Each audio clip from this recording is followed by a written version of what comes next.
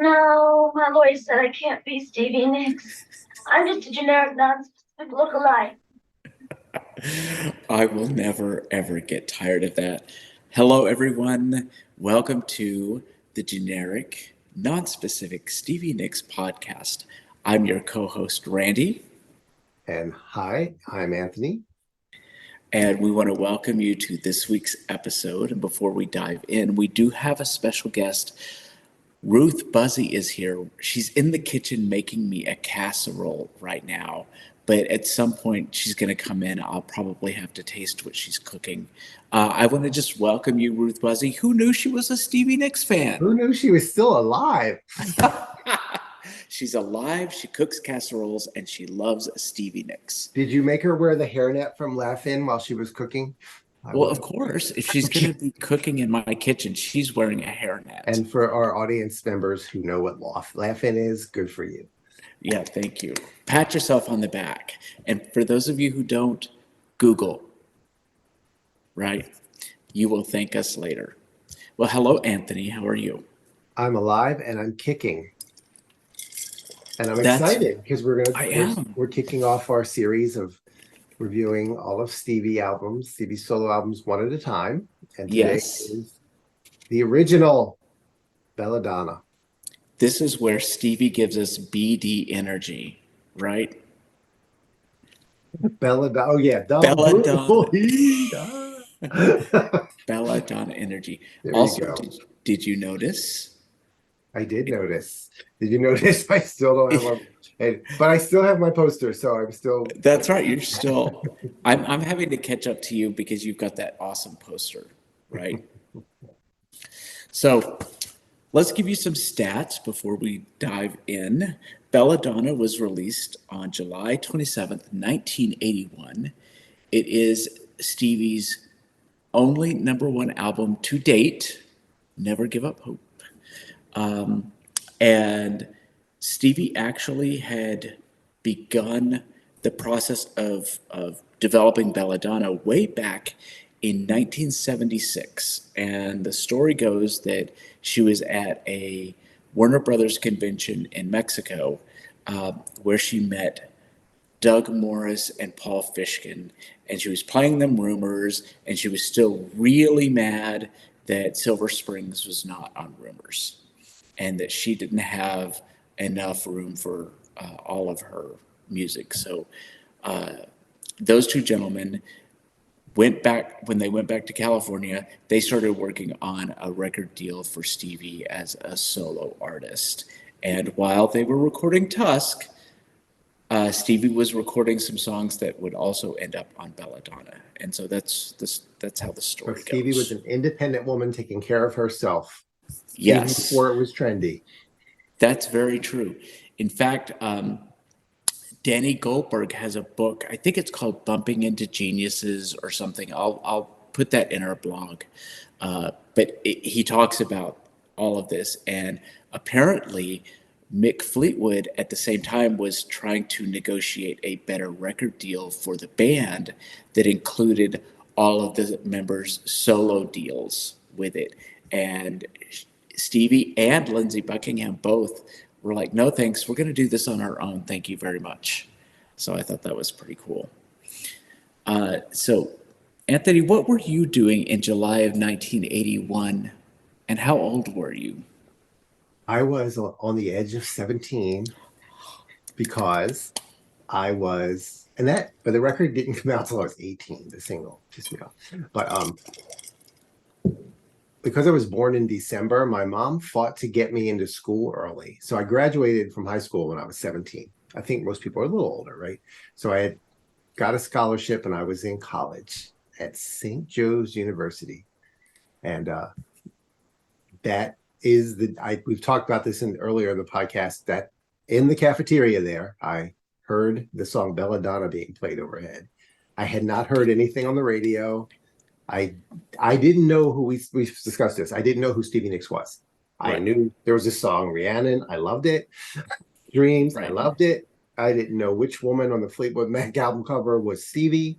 Right. I mean, or the guy might have been Stevie. I wasn't sure. The curly-headed guy with the guitar. Yeah. That was Stevie. So I had no backward context when I heard that voice. It was a brand new artist, a brand new song. Hmm. And so, yeah, I was in college and I heard it and trying to figure myself out. And that's the year that I realized I was a homosexual. Well, there you go. Uh, I've never asked you this. So, what were you listening to before you discovered Stevie Nicks? Like, what was 17-year-old Anthony listening to before he Oh, walked into that cafeteria? I What don't was know. his We want to, music? okay, we're going to go there. So, for folks who do not know, I was born and raised in an all black neighborhood in Philly. My parents stayed when white flight occurred. So, I was socialized musically, entertainment wise, everything in a very different way than a lot of white folks. So, it was all the Delphonics. Uh-huh. Yeah. Think like that. Patti LaBelle and her girl group before anyone knew who they were, before Lady Marmalade was popular.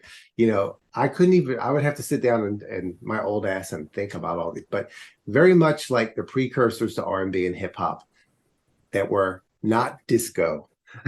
The non-disco stuff. So, Yeah, yeah. Patti LaBelle and the Bluebells, or Uh, LaBelle, Gladys that Knight, kind of, before yeah, when she was still with Pips, yeah. right, The Commodores, before you knew who Lionel Richie was, you right. know. The Supremes. Did we listen to the Not Supremes? really. That was my mom's music more. Ah, You okay. know what I mean? Okay. Yeah, Yeah. yeah. Yeah, Parliament, the Funkadelics, all of there that you go. stuff. Well, that's quite a departure. It To certainly is. that's why I wanted you to talk about it, because Yeah. you're your musical taste is such a hybrid of so many different things. Whatever's good. Yeah. Yeah, yeah, exactly, exactly. Yeah. Well, I was all of 8 years old. Oh my gosh, I'm so old. 10 years, 10 years, boo boo, just 9 10 years. plus 8 is 17. I'm just Okay, okay, 9 plus 8.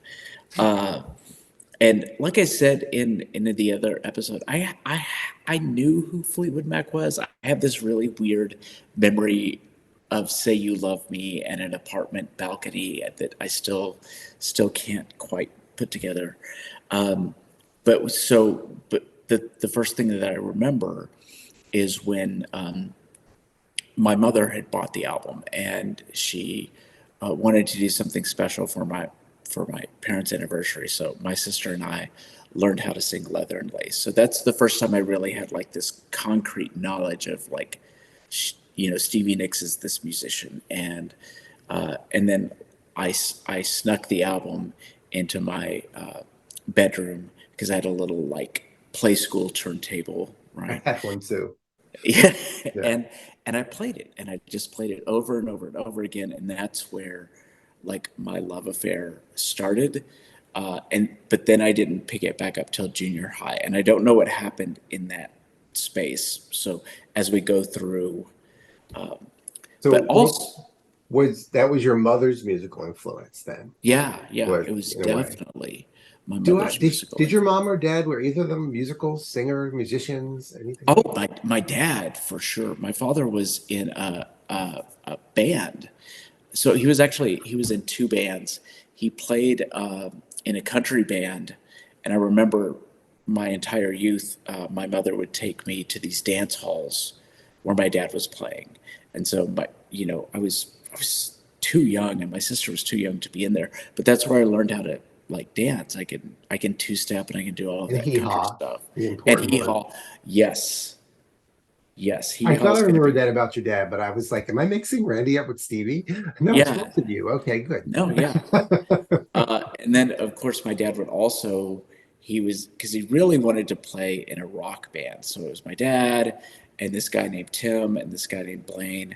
And they would do just the basic garage band thing where they would just practice every weekend. And it was really more a social thing than it was, professional, because they didn't really get gigs.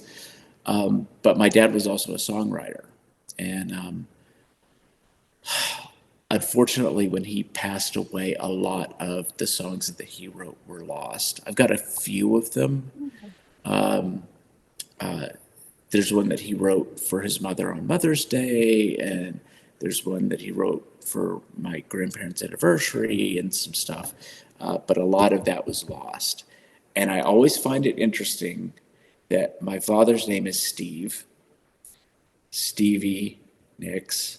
My father was born on May 25th, and Stevie was born on May 26th. Aw. And it's this little sliding doors thing of like what might have been, because Stevie became this, monumental superstar, successful musician. And I don't want to say like my dad wasn't successful, but he wasn't ever famous. Like he never made his living as a musician. And so I always find it interesting that those two paths kind of diverged.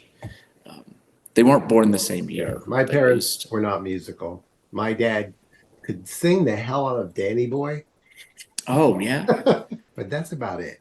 My mother often would say, Anthony, can you do me a favor? I'd say, yeah, Mom, what? She'd say, don't sing. My God. So I would Oh, absentmindedly be like singing while doing the dishes or whatever. Yeah. But anyway, oh, Bella that's Donna. Bella Donna. Yes. So the other thing about that age and being 8 years old, and is I remember being in the grocery store with my mother and seeing Teen Titans number 9. And that was the one with the puppet master where they're all hanging like this. And I saw Raven for the first time.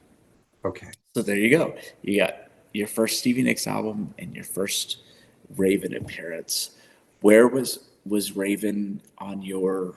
I was definitely reading that. I remember that cover. I was definitely reading that title before that.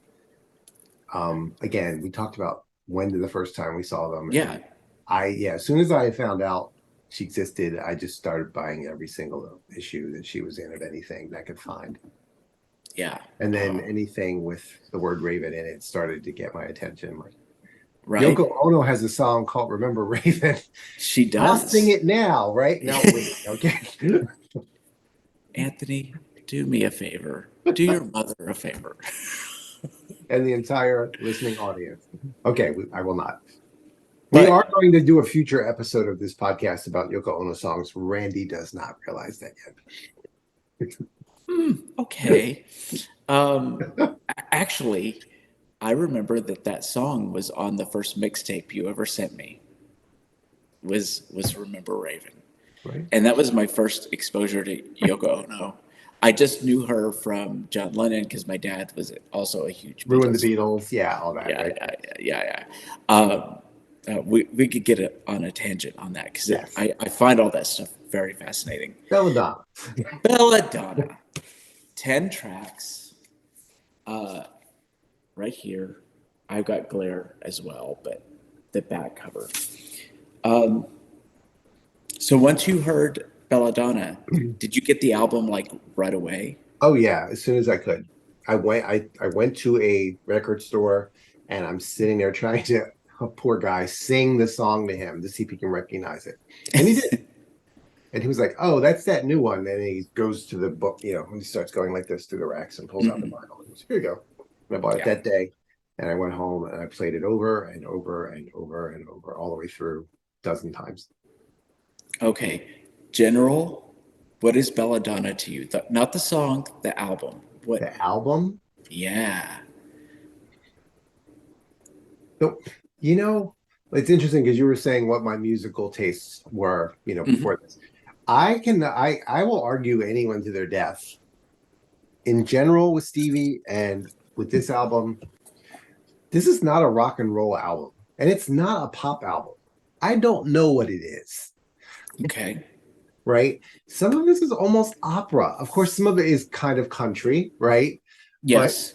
But it's kind of characterizable in my point of view, from my Okay. perspective.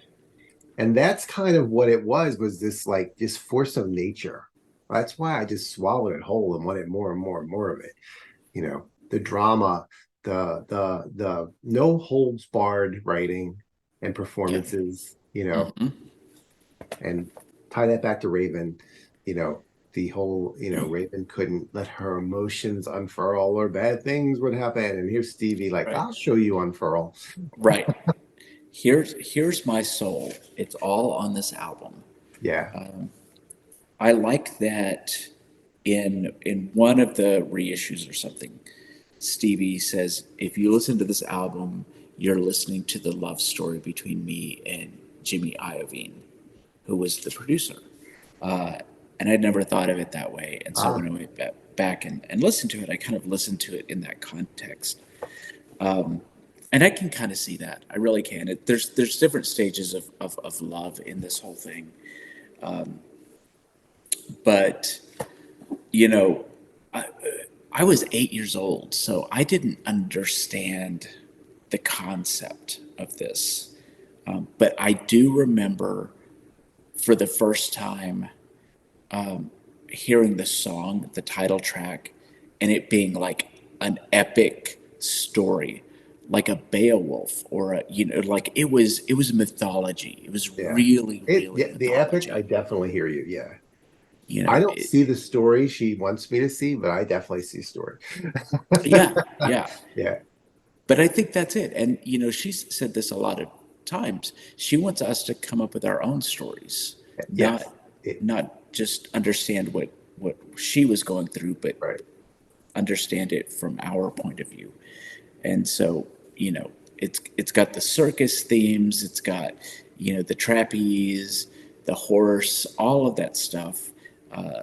But it And also see, that's just, like that to me, that's like the epic. Oh, my vocabulary sucks, but that's like the epic stories of like almost Greek mythology kind of character. Yeah. yeah. And that's how I that feel too. grandioseness, for lack of a better word, I was sign me up. That's the opera that you were referring to, Right. because it's larger than life, and it has something to do with fame and something to do with trying to balance your life and all of that, but you can kind of, Like she, I guess, would say Bella Donna was her talking to others about Jimmy, and I always thought she's talking to herself in the mirror. That was the way I pictured that entire song. yeah. There's no second or third party there. No, it's really a lot about her. Now, loyal listeners, I'm going to reference books a lot because I used to be a librarian and I love to read.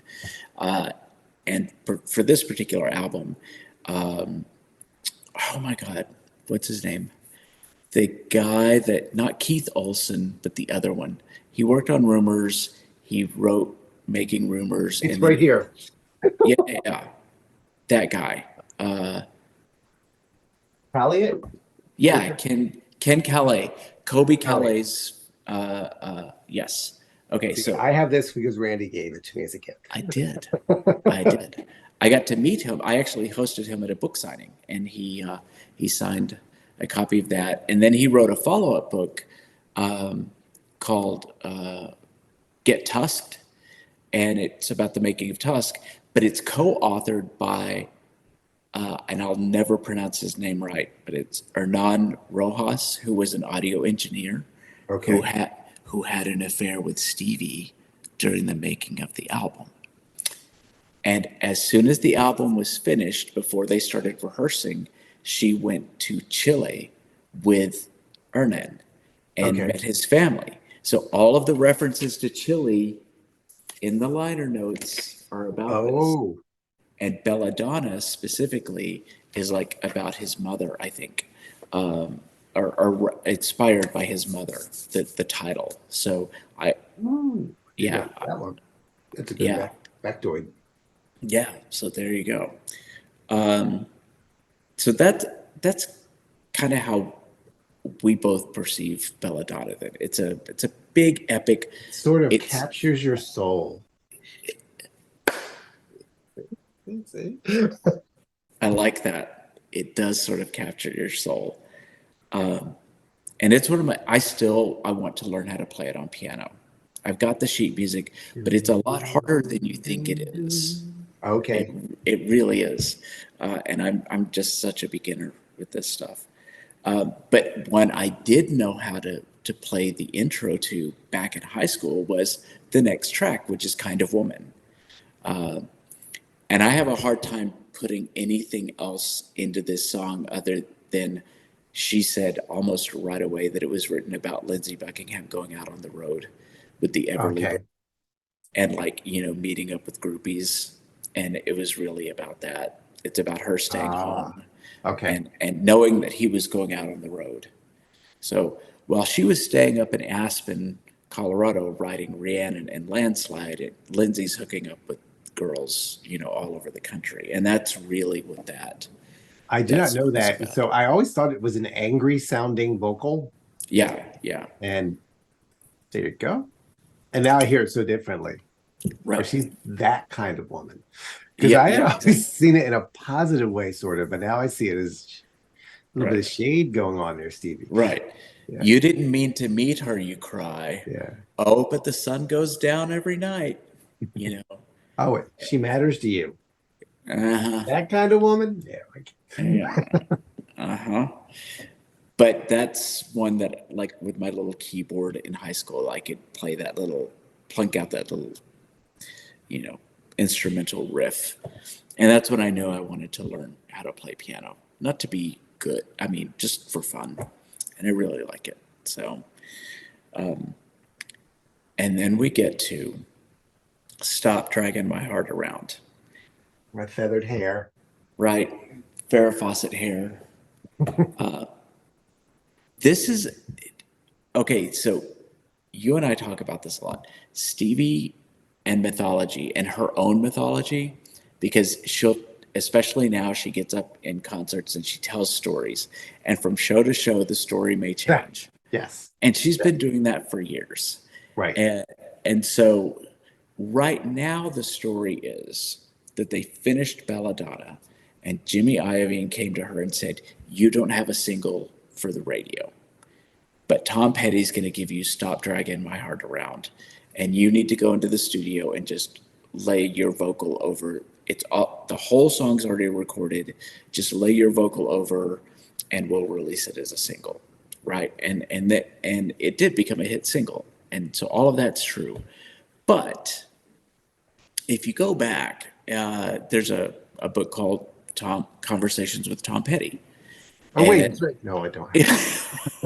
I nearly did bring a stack of books to just sit right there, but I decided that was too much. But in that book, Tom Petty says, Stevie asked me to write a song for her album, and so I wrote Insider for her, which is another beautiful duet. And if you don't know it, listen to it. It's one of my favorite of her duets. It's just gorgeous. And so they recorded it. And then, depending on who you ask, Stevie says, Tom, this song is so pretty, I can't take it. Or she says, Tom, you just wrote me a Stevie Nicks song, and I wanted a Tom Petty song. I can write a Stevie Nicks song. Or Tom Petty says, Stevie, this song is so beautiful. I want to put it on my album. I can't give it to you, but here's Stop Dragging My Heart Around. So it just depends on who you ask. And which week it is. And which week it is. But Insider ended up on his album. Stop Dragging My Heart Around ended up on her album. And there was also a little bit of jealousy on Tom Petty's part because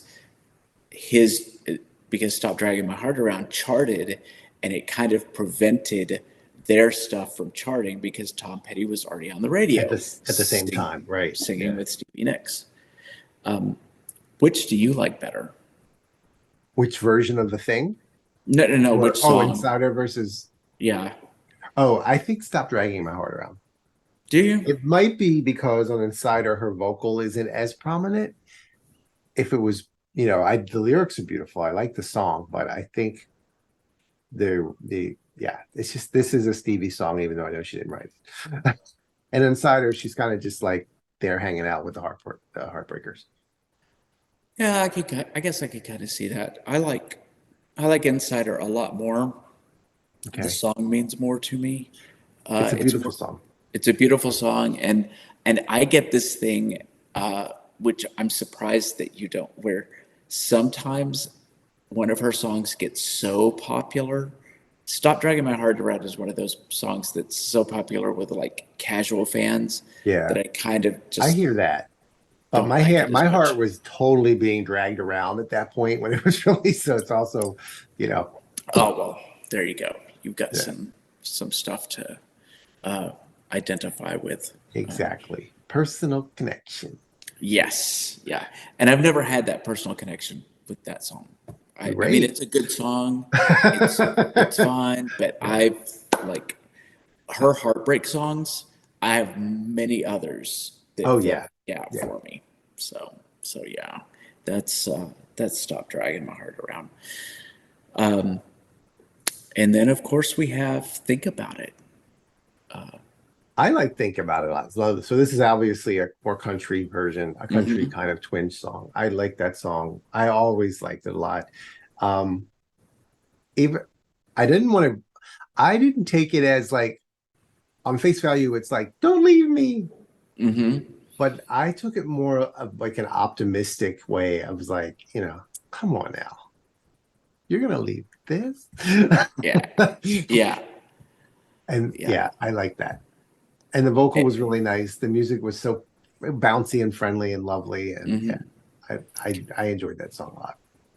And it was a rejected song from Rumors. It was written I that didn't far know that. back, Yeah, and I it was never keep yeah, ah it was actually written because during the recording of the Rumors album, Christine McVie was really considering leaving the band, and she wrote, oh, and gotcha. it even says in the liner notes for Christine, I it always wasn't saw that and I never understood why. Okay. yeah, think about it before you go. Well, And she did I go. yeah, much later. She came back. But I also I really like the Rumors outtake of this song. It's funky. It's got a real like 70s funk to it, which I would never have expected from Fleetwood Mac. Well, But I this mean, one, why not? Dreams is to me, Dreams is borderline that anyway. yeah, You know, it is. But I never considered it that way because I yeah, grew up listening to it being like, you know, mellow rock, and it's really yeah. not. But the Bella Donna one, I remember, yeah, like that's where I first understood Stevie playing the tambourine on stage. Even though this is not that, I Ah, can kind of okay. see her Gotcha. like, banging her tambourine while she's singing the song. And can we just talk about the like 6 foot diameter tambourine that she used during the Bella Donna concerts? Because I mean, she could like sling it over her Yeah, right. shoulder. Well, she's a little thing too. She is, but man, that really made her seem tiny. That big thing, but it was fun. It was really fun. It was. Yeah, and then after the glitter fades, Speaking of country, right? yes, I mean that is the most country song I have ever heard Stevie do The ever. arrangement, even the way the girls and her Mm, harmonize on that one just yeah, was, it's very I always thought about Dolly Parton from the very first time I heard that song. I thought about Dolly Parton. and I think she said somewhere that she wrote Yeah. it for Dolly Parton, Or that and she wanted her to sing it or something. Yeah. right, But right. from the first listen, I thought of her. Dolly had just recently become more of a pop act and crossed over and all. Yeah, Here I yeah, come again and all that stuff. right. So she was in everybody's mind. Yeah, and I heard it and I was like, that reminds me of a Dolly Parton song. It was definitely a dolly. I can see you have some company. Yes, Myrtle's here. Hey, She wants Myrtle. very bad to sit right here and interrupt everything. So I'm keeping her at bay. We are going to name Myrtle as the official cat mascot of Okay. the generic, non-specific Stevie She's Nicks very excited. She podcast. said you'll hear from her attorney. We'll work Okay, it out. We'll work out the details. we'll get the deal. We'll get the deal sealed. Yeah. Uh, so after the glitter fades has very special meaning to me because I was in high school and one of my really good friends was having a birthday party. I think it was his 17th or 18th birthday. His father was a preacher. It was the church I went to. Is Presbyterian. And so the party was in the church basement, which is where the youth group would hang out. And before it was fashionable and cool, it was a vinyl record party. So everybody was supposed to bring a vinyl album to listen to. Okay. So what do you think Randy brought? Randy brought Bella Donna, and we put it on, and I was also still in the closet at this point. Well, yeah. How old were you? Okay. 15, 16. Yeah, I hadn't yet moved to where I live today. I was in a very small town in Texas. And so they put, after the glitter fades came on, and it was this real jokey thing. I don't remember all of the specifics, but this boy, Jeremy McCollum, who was totally straight, asked me to dance and two-step. Right. It was this jokey thing, and everybody laughed and had a really good time. I don't ever remember feeling like the laughter was at my expense. It was just a fun, like everybody was having a good time. Okay. But my heart was just pounding. Oh. Because of the first time I ever danced with a boy, ever. Aww. Ever. And it was so sweet, and he was such a nice guy. And I still talk to him to this day. I know, where he lives, and that sounded kind of stalky. I know where he lives. The memory of a one night stand is hard to But it was I still remember that memory very, very vividly, because it was so, part of it was the thrill, but part of it was the fear, like, oh God, is there something revealing in my face or my body language? Am I going to say something? Am I going to do something? Is this going to blow up in my face? And it didn't. And even years later, when I did come out and talk to Jeremy, he didn't bat an eye. So that's wonderful. It is. It's very sweet. So Jeremy McCollum, wherever you are, thank you.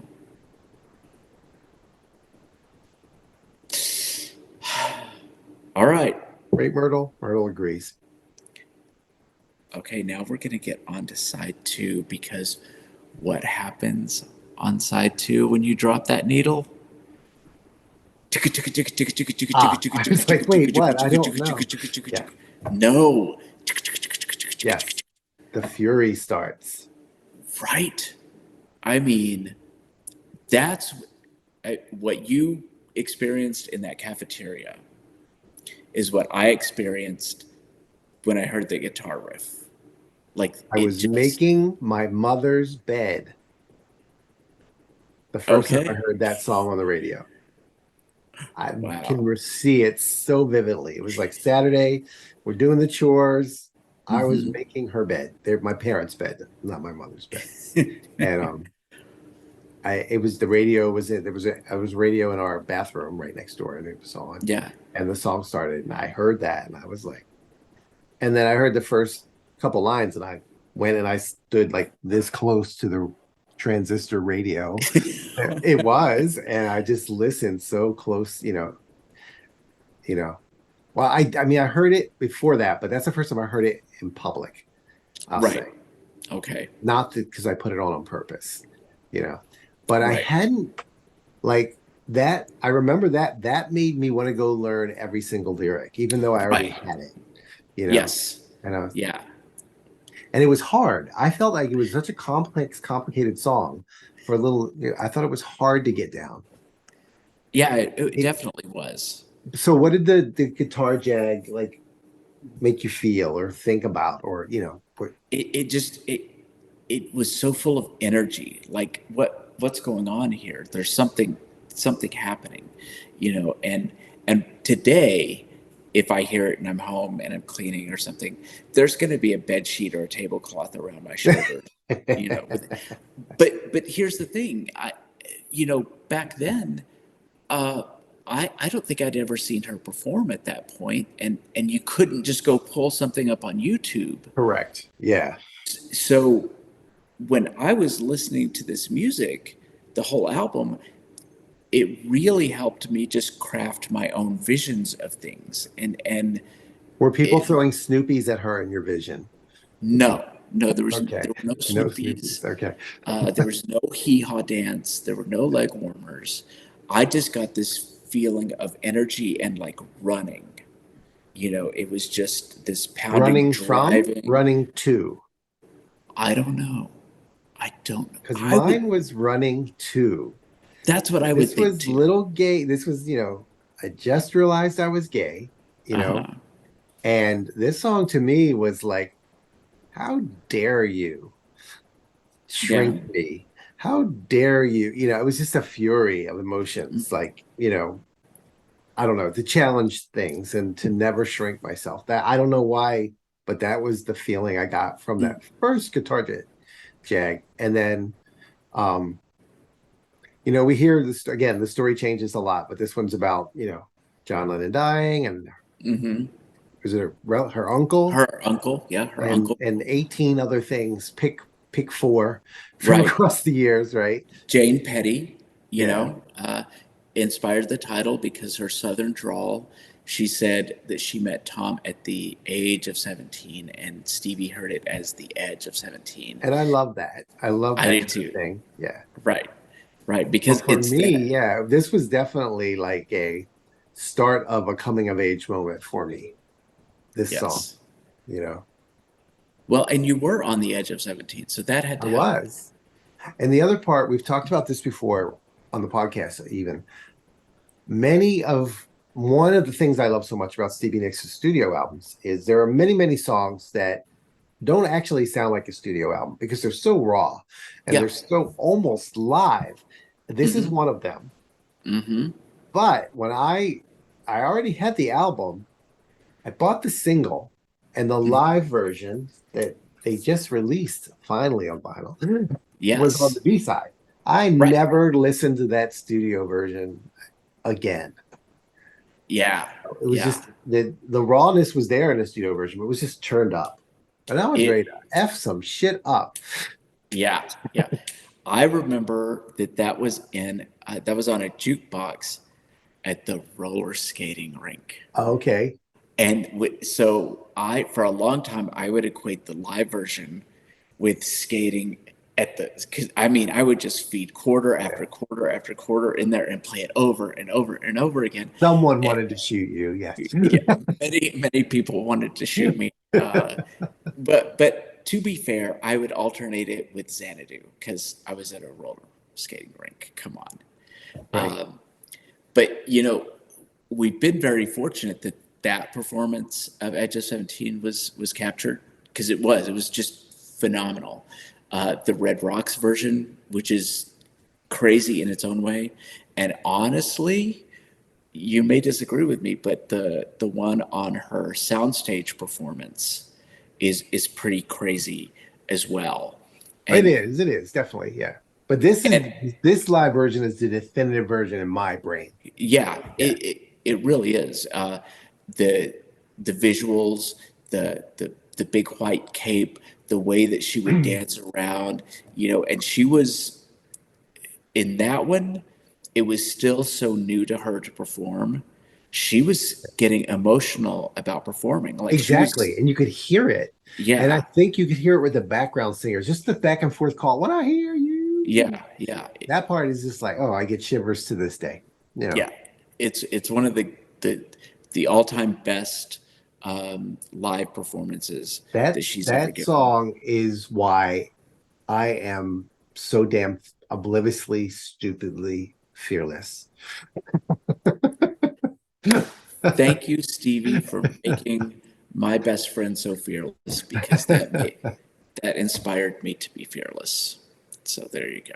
See, this is how this works, and it really is. It's an anthem. And the thing that I was saying about "Stop Dragging My Heart Around," about it was so popular that it kind of turns me off. I don't have that problem with Edge of 17. I Yeah. will, wherever it is, when it comes on, I will drop everything and just not just listen to the song, but experience the song. It's definitely that thing. And folks, before we move on to the next track, if you have not heard Miley Cyrus's remix of what is Yes. that song? Midnight Edge of Sky, Midnight. Yeah, which is a Midnight Sky. mix up, a mashup with Edge of 17. What is it? Edge of Midnight. Yeah, Edge of Do Midnight. yourself a treat. Go Yeah. go listen. It's awesome. I'm going to put that in the blog too. So when we do the blog posts to accompany this episode, there will be links to a lot of the stuff that we're talking about. Insider, Edge of Midnight Sky, which Which, yeah, again, we should say they do remix the original with Miley, but uh-huh, there's new vocals by both of right. them. Yeah. Stevie singing new parts of Edge 17 as well as Miley's song. It's chef's kiss. Yeah. Yeah. It is amazing. And the funny thing about that, before we move on, is when Midnight Sky came out and everybody was talking about how it sounded like Edge of 17. I didn't hear it. And I in couldn't fact, hear it either. I was like, what are you talking about? right, I thought if anything, it sounded like Stand Back because of the synthesizers. Yeah. And then when they put the mashup together, I'm like, holy shit, Yeah. that's I amazing. I heard it on the radio the first time, well, on the car radio, but might have been Spotify. Mhm. I don't know. My husband had something going. And when it switched over to Just Like the White Winged Dove lyric, I burst into tears and I couldn't tell you why. I'd have to get a new therapist. Yeah.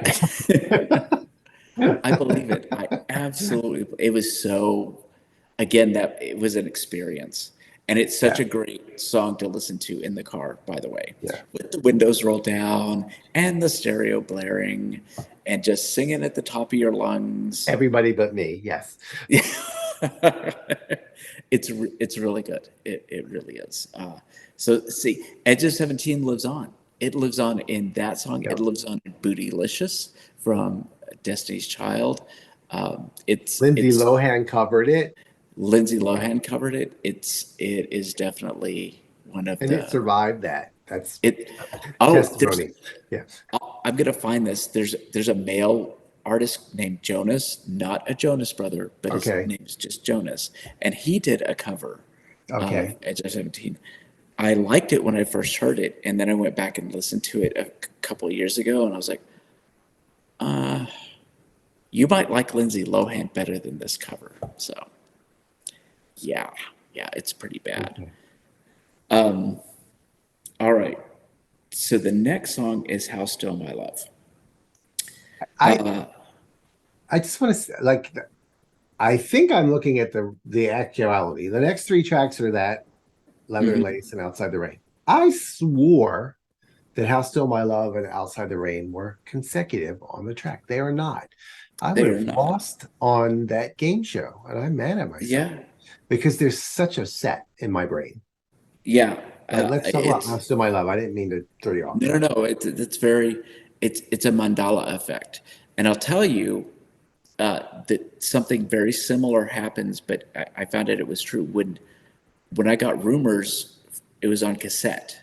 And on cassette, for spacing issues, I guess, I Don't Want to Know and Secondhand News were switched in the running order. So until I got the vinyl, or actually until I got it on CD, I had no idea. So it just blew my mind that those songs had been switched, and my brain What's couldn't going on? comprehend it. So I totally get that. But I love this song. I think it's so sultry and so not what you would expect out of Stevie at all. And it's just gorgeous and sumptuous and rich. And you see her, like, I don't know, in a fur coat with a martini glass and, having this beautiful.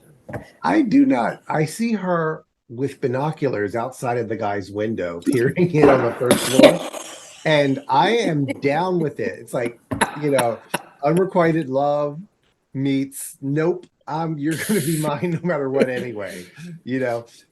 And I was so okay with it. They're Yeah, they say you're not the man for me. Yeah. Standing in the doorway, watching out to Right? sea. Oh my God. I'll That you never listen to won't this song. forget me. And we're going to talk about that and many other songs like that in a future episode. We've had this conversation.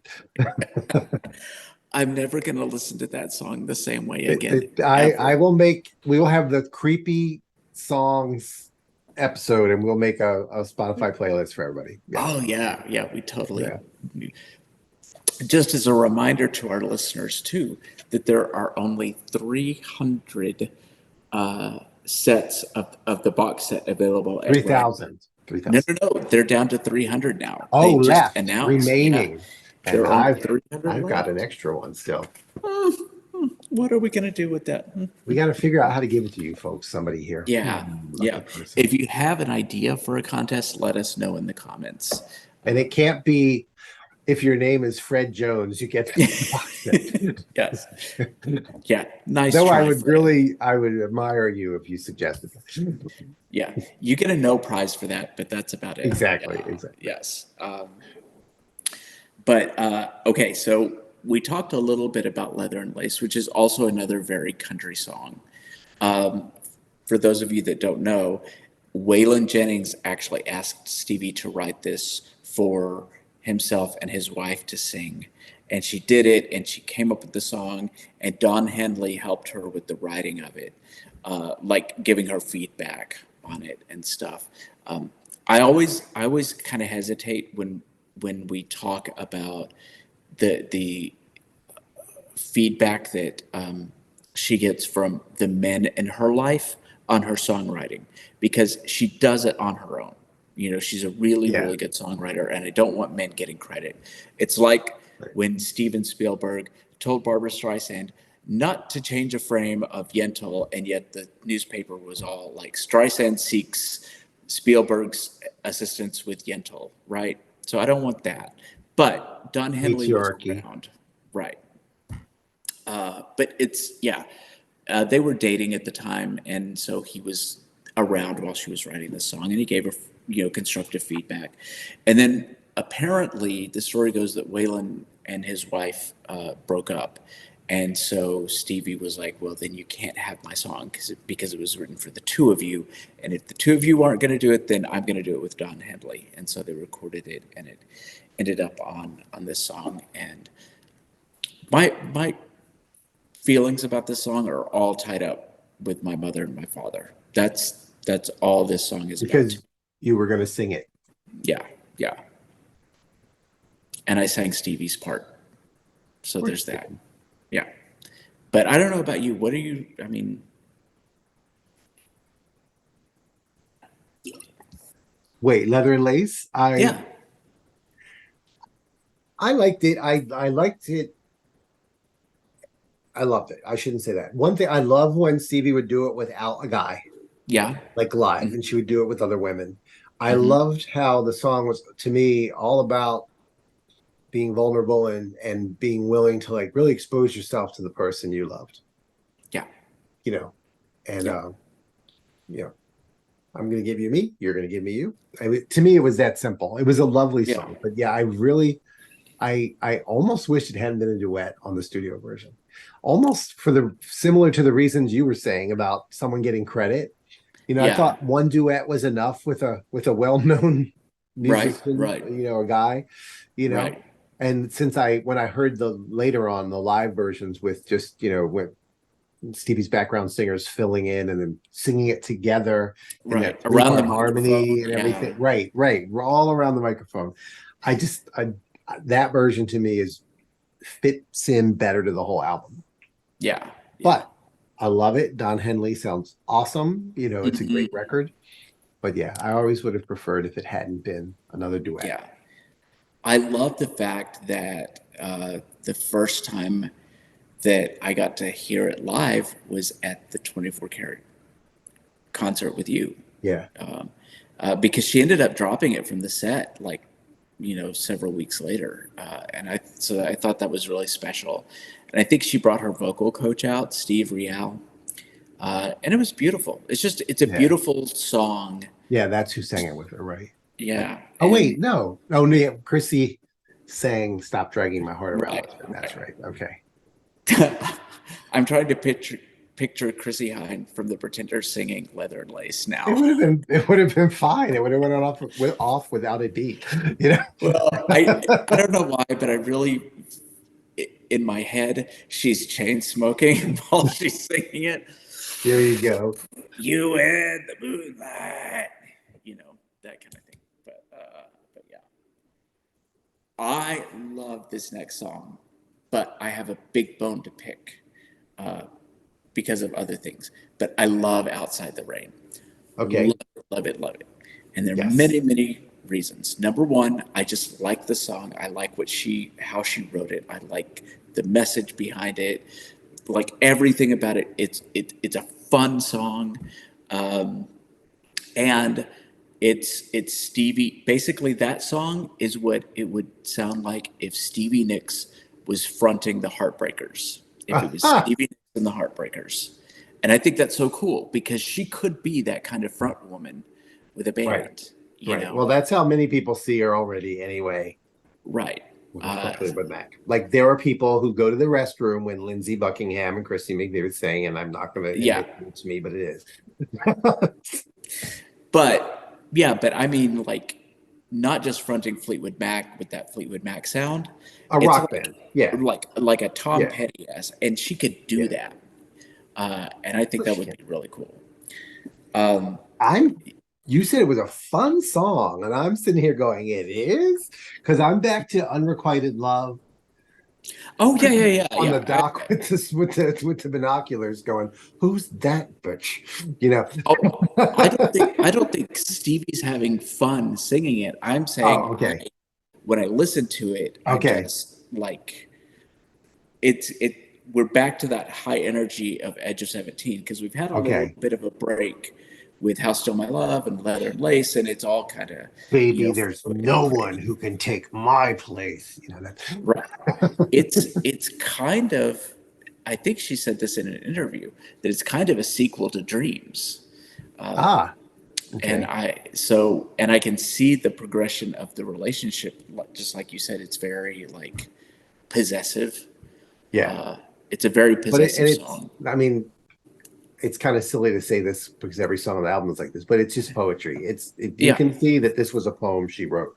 Yeah. Just I forget the very end, like, love is a word that some Love is a word that some entertain. If you find it, you won the have won the game. game. I was like, you work it out, Miss Stevie. Yeah. And Go I like girl, work it out. in the live versions when she does and when she segues into Dreams, Yeah. like especially in the Red Rocks video, where I love the way that the vocal sounds when she kind of transitions out of Yeah. And then the beat goes straight in. It's like, bum, bum, yeah, bum, that's awesome. bum, bum. But here's my bone to pick with it, and I don't know how to fix this. I don't know that I could fix it if I wanted to. But Outside the Rain was a last minute addition to Bella Donna. And it was so last minute that there were test pressings done, and they are super, super rare. This album without Outside the Rain on it. And do you know what was on there instead? Was it Julia, Randy? It was Julia. It was Julia. And that is my absolute favorite unreleased Stevie Nicks song ever. And I'm so mad that it is not on Bella Donna and that it has not been on a rarities or anything, because there's a great version of it, which will be on the blog, that could have been just dropped in. And now you know why, because it was basically on this album till the very last If I have to hear about Julia one more time. I mean, I know you love that song, Randy. I hope they release it officially soon. I can tell by your I just lost my Academy Award and I'm applauding. Anthony doesn't like it near as much as No, I don't dislike it. I know that to you it's this top tier, and I've never seen it that way, but I don't have to. No, you don't. No, you absolutely It does don't. not diminish the love and admiration and enjoyment you get out of that song. That's right. Everybody can have their own opinions of all of Stevie's music. except Street Angel.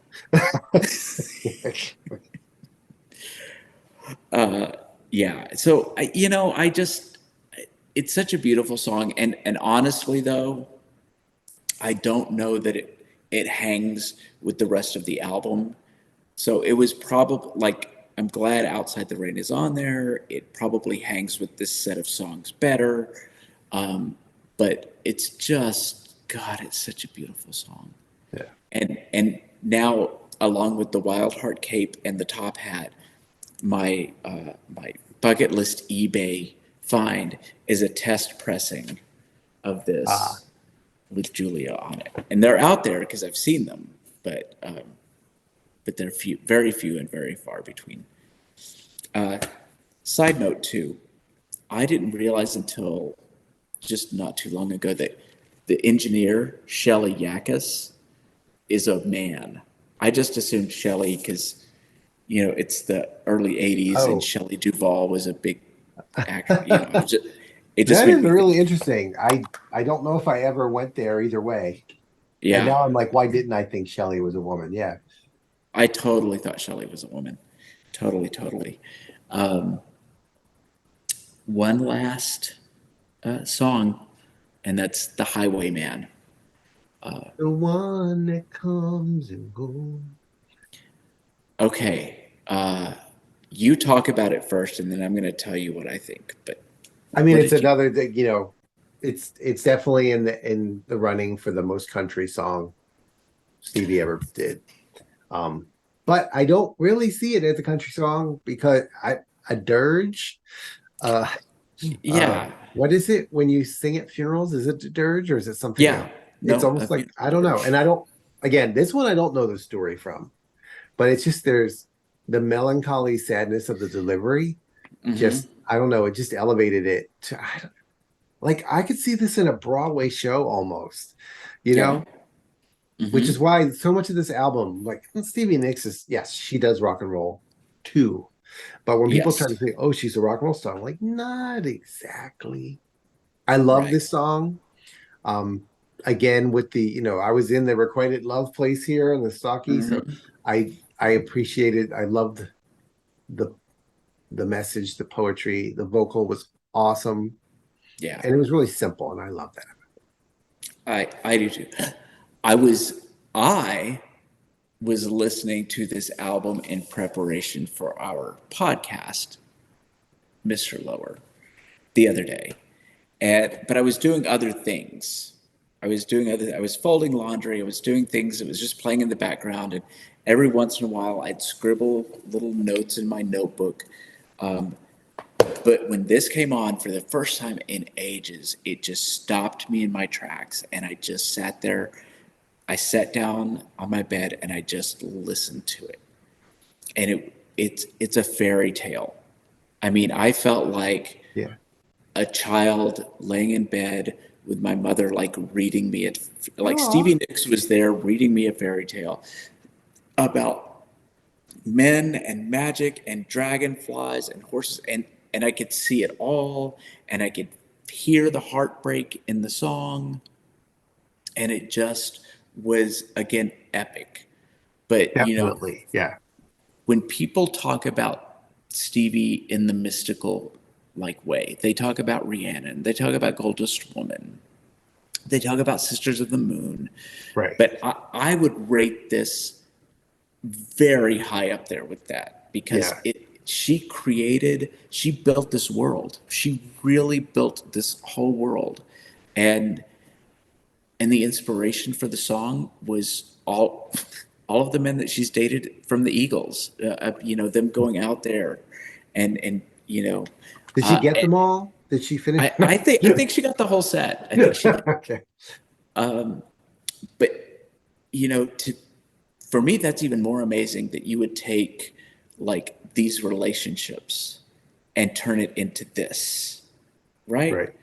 That's when you really understand again and give her credit for not just the way that she performs, but the way that she writes her music. Exactly. And that's, like as I said, young, little broken-hearted, unrequited, wanted Yeah. a romance. Anthony could so relate to so much of this. and Yeah. and that, I mean, that's her specialty, right? Yeah. The pursuit of love, and maybe it doesn't work out, or maybe it will. Right. And yeah, that again, the close of this one, just he the glory, she the love, Yeah. and still they try.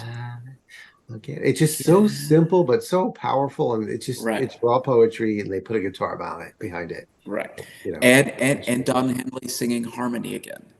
And that, he was perfect for that. Uh, just the way that they sing harmony was gorgeous. And it was a great way to close this book. well, see, Right. I meant to say this earlier. To me, this is one of there's probably a term, a jargon that people use for this. This is one of those albums where there's not a dud. There's not Yeah. a, these are all way above average songs. Mm-hmm. They're Yeah. all winners, every single one of them. Like that whole, you don't have a single. Right. So what? You don't have a I, single because you're a woman doing a first solo album. mm-hmm. Maybe here, let's put a guy on it. Don't get me Right. started, but I think that's not too far off the mark. yeah, I really I do. have so many of these could have been and would have. Yeah. The only thing is that they've made. I wonder if she had gone with one of the more country ones, would she have gotten pigeonholed? You know, Well, I I don't realize it's know, a right? different time now, but Yeah. they Oh, could have absolutely. Yeah. they could have done a country, release it one song to country, one song to rock, one song to Right. AOR, The opera channel. the opera channel, right, right, and but they don't, that's not what And they I did would back get then. my dream of Stevie Nicks and a rapper with a feature on a Stevie Nicks song nowadays. I would so get it. Yes, you would, but yeah, that I really think she could have had a country hit from this album. I really do. Absolutely. You're not wrong at all. And the other thing is that because there are no duds on this album, you listen to it from the beginning to the end, which is something we don't do these days with Right. MP3s and digital music and being able to stream, and you build your And own and four playlists. singles being released before the album drops. Right. But I will, Anthony knows this, but I am prone to creating playlists as if, and actually Record Store Day started this because I think it was 5 or 6 years ago, they started releasing what was called like the alternate rumors on Record Store Day. And it was made up of, alternate takes, or they would replace this song with this song. And so I started taking Stevie's albums, starting with Bella Donna, and making I call them Earth 2 playlists because we're comic book geeks. Yeah. And so I took Stop Dragging My Heart Around off, and I put Insider on. I didn't take Outside the Rain off, but I added Julia, and I switched up the running order as well. And I think I'll put this playlist up on the blog too. Well, that the Dealer is on there because that was a song that was recorded for Bella Donna and not put on there. And If You Were My Love, and Blue Lamp and Sleeping Angel, because those were also recorded for Bella Donna. And Blue Lamp ended up on Heavy Metal, and Sleeping Angel, of course, we all know, Fast Right. Times at Ridgemont High. And So, and again, no duds. That right, would have easily been another album, either before or after Wild Heart. right, yeah. Well, I know that they had just had this big fight in Fleetwood Mac about making Tusk a double album, Right. but this should have been a double album. There This you go. should have been a double album. And Yeah, I guess as a solo artist on her first album, she probably didn't have the pulse she needed to yeah, absolutely. Yeah. That's the other thing that people don't realize is like nobody took her seriously as a solo artist. Oh, right. They're like, And oh, we'll give her a solo album. Yeah. right, Yeah. and she really had to fight to get that album made, and even back then Rolling Stone was not giving her good reviews for anything. She was the airy fairy flaky girl with the weird voice from Fleetwood Mac, and then they would just heap all this praise on Lindsay being the Well, tortured and Lindsay genius. would say the same exact thing. Yeah. Right, right. And the other thing that I admire about her is that when she took this out on the road, she played almost every song from this album. Right. She didn't do just her Fleetwood Mac songs. She played almost everything from Bella Donna. The only things she has never performed live are no, Kind of Woman. That's the only one that's never been done. Wow. Everything else has. And I think that's amazing. And it shows her belief in her music and her bravery. I'm sorry. When you were just saying that, my brain went, I have to find a way to get an AI program to tweak Kind of Woman and replace Kind of Woman with Them Bitches, but with Stevie's voice. And now I really want to hear that. On a future episode, we'll be debuting Stevie's new single, Them Bitches. Yeah. Them Bitches. Pardon me. I know we're not supposed to say that word anymore. I love women, but Still. But it's for humor. It's for comedy. Yes. That's right. Yeah. That's right. Well, I don't have anything else in my notes. Do we need to cover anything? I'm so glad we're doing this and I'm going to listen to it end to end today, Randy, before this day is Yes. over. Because this was, this is cliche. Lots of people feel this, but this was a soundtrack, right? Mm-hmm. This was the beginning of my coming of age. Yeah. Our next one is really the coming of age one. The next one's where we get a little wild. But yeah, We definitely get wild. Love, love, love this album. And that's what we'll call them, a no duds. It's a no dud. Yeah, the no duds. Yeah. And you know what you should do? You should get AI to take this album cover and replace Stevie's white dress with Raven's cloak. I will see what I can do. Yeah. Somebody did, a few years ago, they did a Photoshop of the Scarlet Witch in this pose, which I also think is right. pretty cool. That was cool. But wrong comic universe, people. Yeah. You're way off. Yes. Okay. So if that's it, we shall see you all on the other side of the mirror. Well, all right, said Alice. Bye, folks. Thanks for listening.